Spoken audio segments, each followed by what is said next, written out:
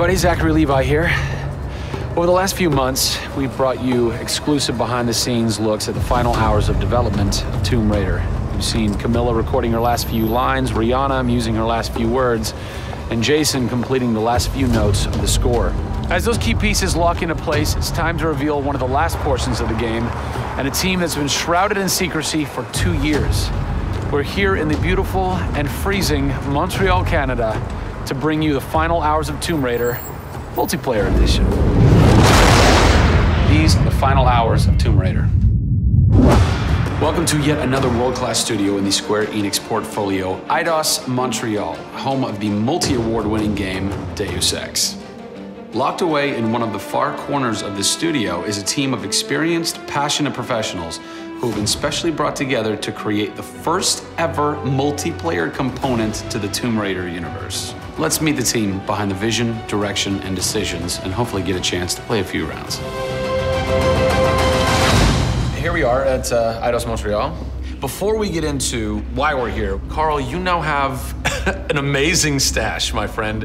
What is the impetus behind this? As a studio, we've been participating in Movember. A good friend of mine, JJ Owens, works for Movember in LA. We set up the gaming challenge and we brought studios from all around the world together. I think so far we've raised somewhere in the region of $140,000, $150,000. Well done. Been a big success, although my wife doesn't necessarily always approve. She hates it? Oh, my wife wakes up in the morning. She says that she hates it. She secretly loves it. What were some of the factors that led to a multiplayer facet to this new Tomb Raider? When we started developing sort of our vision for reimagining Tomb Raider, on paper, it was all about single player. And as we started to build that world out, we had the island, we had the Solarian, the scavengers. We started to realize that we had this canvas. Great warring factions, great landscapes. Yeah, we had all these really awesome places where it was all about traversal and single player. When we started looking at that, we thought, wow, well, what about multiplayer? Part of the genesis of that was Lara Croft and the Guardian of Light that kind of cracked open a door to lead you guys into the multiplayer into here at Eidos-Montréal. Guardian of Light was a downloadable, a smaller scale project, and that allowed us to sort of take the risks that we wouldn't necessarily take on a full-blown project. Guardian of Light was our Pixar short. It's the idea that whilst you're building your big project, you're always thinking about that next thing, but also allowed us to be able to start understanding co-oping and networking. It was a game that actually brought Tomb Raider fans together for one of the very first times. You hear them in their ear and they were having fun. And as a result of that, that led to us thinking about multiplayer. Hopefully our single-player experience we're delivering is a very sort of single-player, solitary, immersive type of experience. But at the same time, we believed tomb raiding together with friends would be fun. Tomb raiding, I think that's the first time I've ever heard that term. I like that. It's fun.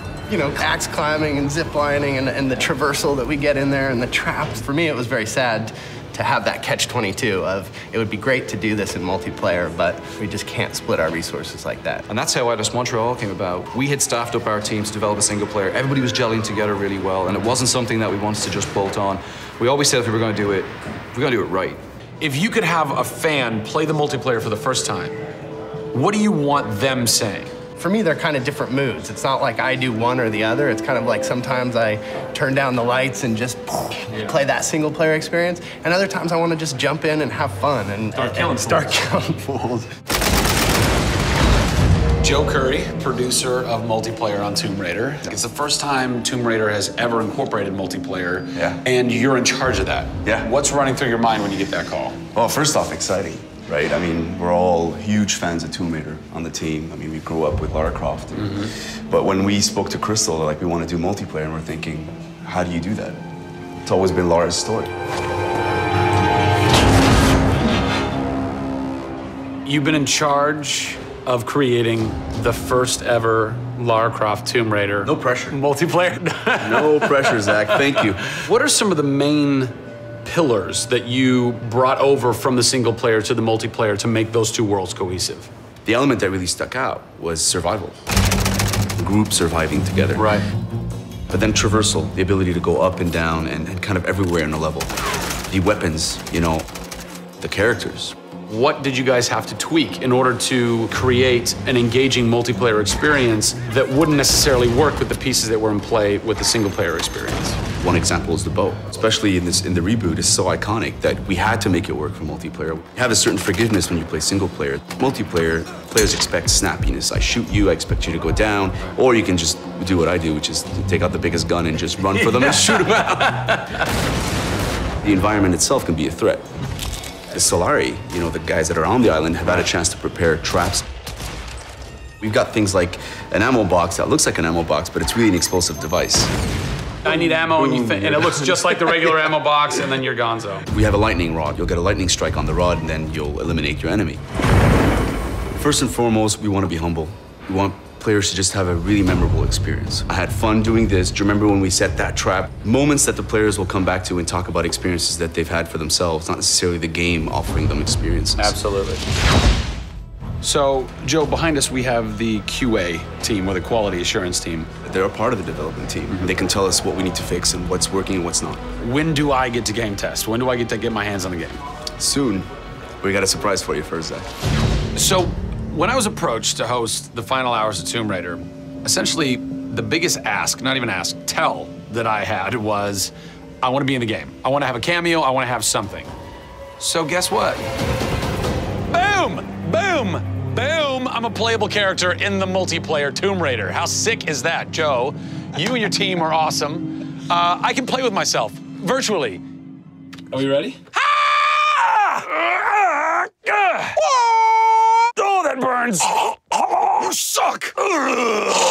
Get those transmitters running. Radio transmitter activated! We're getting off this damn island? We send this thing. Beautiful. I would like to try and kick your butt as me in this map right now. Should we try it? All right. Bring it. Let's do it. It's happening right now. Oh, nice! Was that one of my traps? That was one of your traps. Yeah! These movie traps are really fun. I mean, they're really, really fun. Yeah! Don't worry about it. Just because you made the game and I beat him. As you can see from the people and passion here at Eidos-Montréal, this isn't just some add-on. They're devoting themselves to making this an experience in keeping with the feeling of single player. Familiar, yet different. Coming up in the final 2 episodes of our series, we go back to the home of Lara Croft. They're taking Tomb Raider to the finish line, and we'll be there for it. Pre-order Tomb Raider from Amazon.com now and receive an exclusive art book, a DLC character skin for Lara, and a digital copy of Jeff Keighley's The Final Hours of Tomb Raider for the Kindle Fire.